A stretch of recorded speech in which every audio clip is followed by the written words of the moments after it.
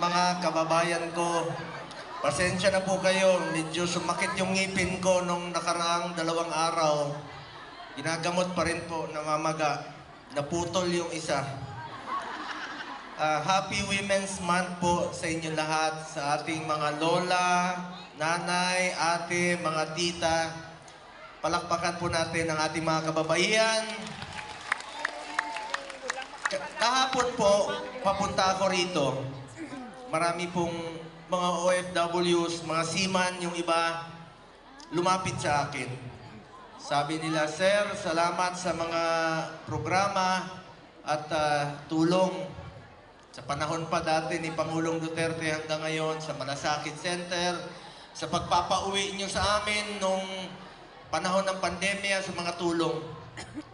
Huwag ho kayong magpasalamat sa amin ni Pangulong Duterte. Sa totoo lang po, kami ang dapat magpasalamat sa inyo dahil kami po isang probinsyano na binigyan niyo po ng pagkakataon na makapagserbisyo po sa inyo.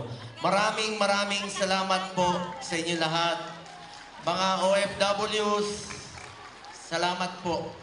Ang hirap pong mapalayo sa pamilya. Hindi po nababayaran ang lungkot. Kailangan niyo pong magtrabaho rito. Kaya nandirito lang po ang aking opisina bukas para sa inyo sa abot ng aking makakaya.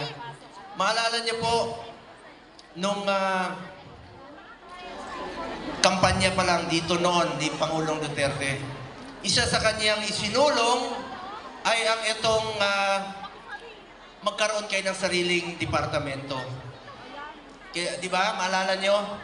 Kaya ako po, nung naging senador po ako, isa po ako, sa iilan lamang na nagsulong ko, konti pa lang kami noon.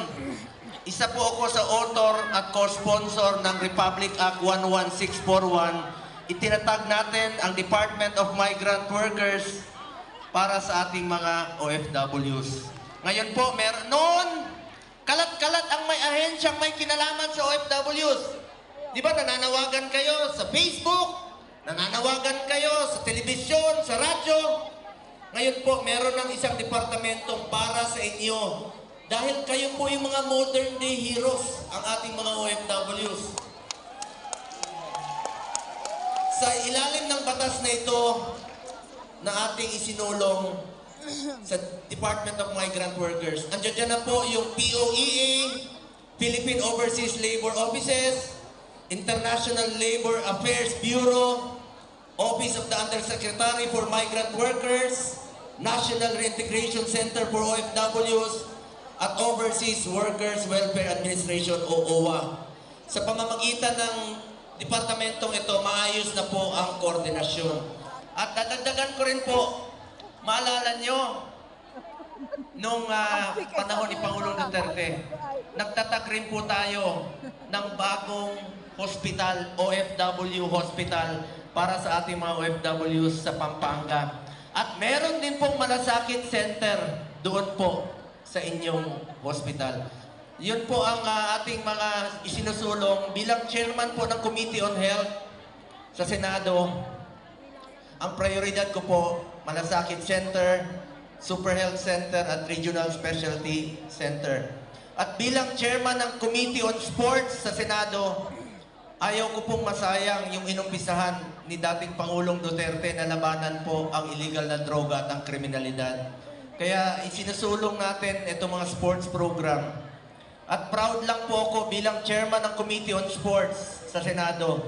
Nakamit po natin ang first ever gold sa 2020 Tokyo Olympics. At ngayon naman sa 2024, meron na rin tayong 2 gold po. At meron tayong eskwelahan sa New Clark City, National Academy of Sports.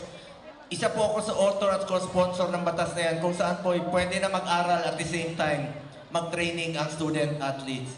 Chairman din po ako ng Committee on Youth sa mga kabataan.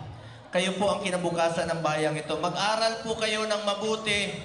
Yan po ang puhunan natin sa mundong ito. Edukasyon. At maraming salamat. Ulitin ko lang po. Hindi ko nahabahan ang aking sasabihin. Bukas po ang aking opisina sa ating mga OFWs. Sipag, pagmamalasakit po at serbisyo ang pwede kong ialay sa inyong lahat. At tandaan po natin, gusto ko rin pong ang pagpupulong na ito ay pasasalamat po kay Pangulong Duterte. Ako mismo, nakasama ko po siya noon, parati rito, pabalik-balik po sa Hong Kong. Nakita ko po kung ano yung ginawa niyang pagsasakripisyo at pagmamahal sa ating kapwa Pilipino. Kaya nararapat lamang po na bigyan natin siya ng pasasalamat. Do, alam kong ayaw niyang pinapasalamatan siya, kilala ko po siya. Pero nararapat naman po, halos more than half of his life, pagsiservisyo po sa kapwa Pilipino. Palakpakan po natin ang ating Tatay Digong, ang nag-iisa nating Tatay Digong. Maraming salamat po muli sa inyo. Meron lang po akong sasabihin, sana po'y maalala ninyo sa mahabang panahon. Mga kababayan ko, minsan lang po tayo dadaan sa mundong ito. Kung ano pong kabutihan na pwede natin gawin sa ating kapwa, gawin na po natin ngayon dahil hindi na tayo babalik sa mundong ito. Ako po ang inyong Senator Kuya Bongo. Patuloy na magseserbisyo sa inyo lahat dahil ako po'y naniniwala na ang serbisyo po sa tao, serbisyo po yan sa Diyos. Mabuhay po ang Pilipinas!